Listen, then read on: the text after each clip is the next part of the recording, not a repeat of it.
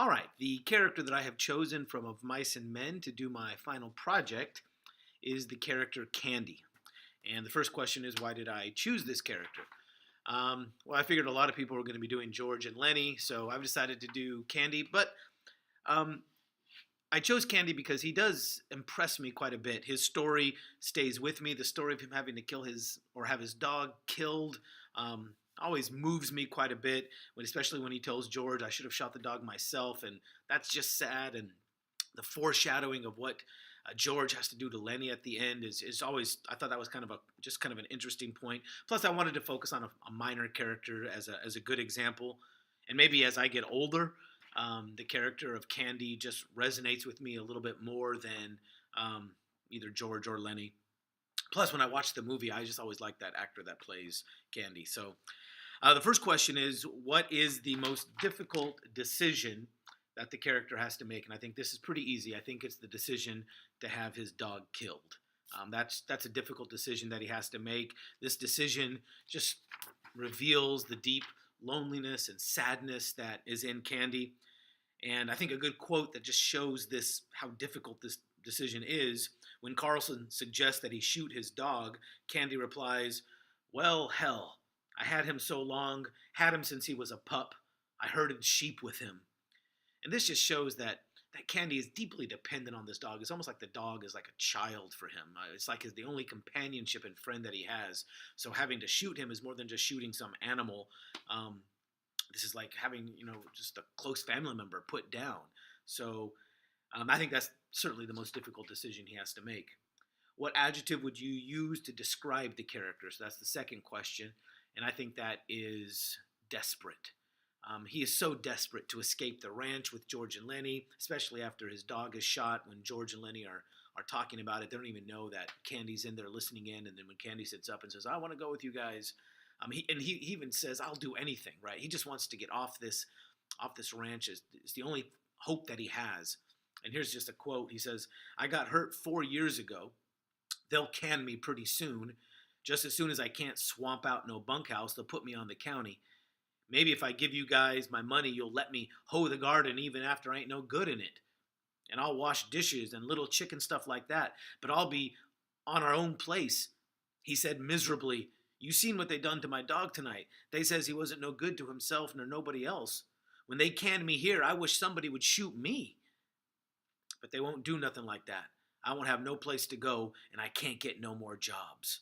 And this is just the cry of a desperate man, just willing to do anything to have some sort of a life after getting off of this ranch. So I think that's the adjective that describes him. What is the most significant change that the character makes? And this is pretty depressing. He goes from being desperate to being hopeful, right after George and Lenny say, "Yes, you can come with us." And then at the end, he's back to desperate and hopeless. So he kind of has this little arc here from desperate to hopeful to hopeless. And actually, his hopelessness at the end is even worse than at the beginning. So after George and Lenny agree to have him come on, there's this hope that stirs in him.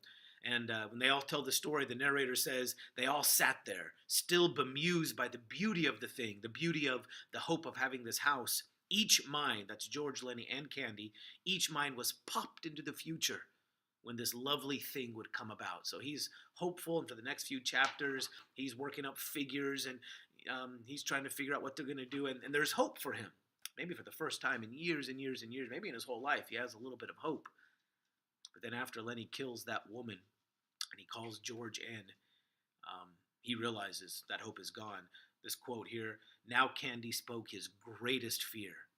You and me can get that little place, can't we, George?"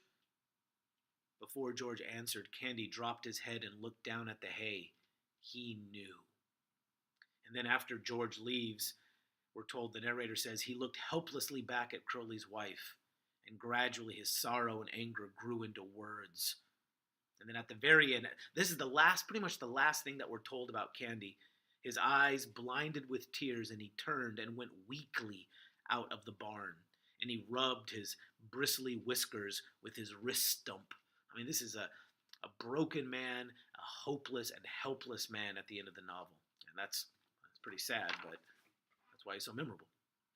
What's the character's most memorable moment? Well, this is not a very positive, memorable moment, but when he admits to George that he should have shot his own dog, I mean, that's just heartbreaking. However, it also is just an incredibly cool novel part of foreshadowing what George has to do to Lenny at the end. So when you first read this, and the first time through the book, you don't realize how interesting that is and memorable. But when he says, "I ought to have shot that dog myself, George. I shouldn't ought to have let no stranger shoot my dog." That's just sad on its own. But then when you get to the end and George has to shoot Lenny because he doesn't want a stranger to have to shoot him, man, that's just heartbreaking. So a connection, the fifth and final question here, a connection. I didn't really make a connection to myself, but I did make a connection, I think, to the friar in Romeo and Juliet. And these are both older men who are trying to help.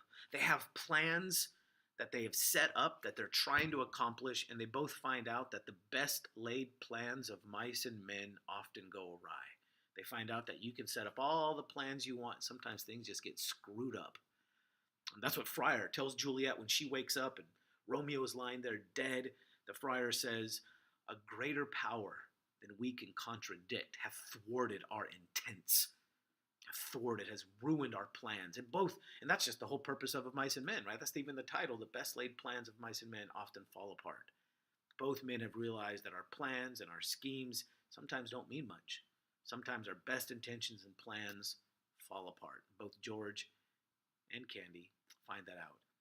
And so the conclusion, one thing I've learned about, well, it says life and love. I haven't learned anything about love from Candy, but we do learn about life, and that just goes back to my final point that sometimes you can plan and plan, and it doesn't work out.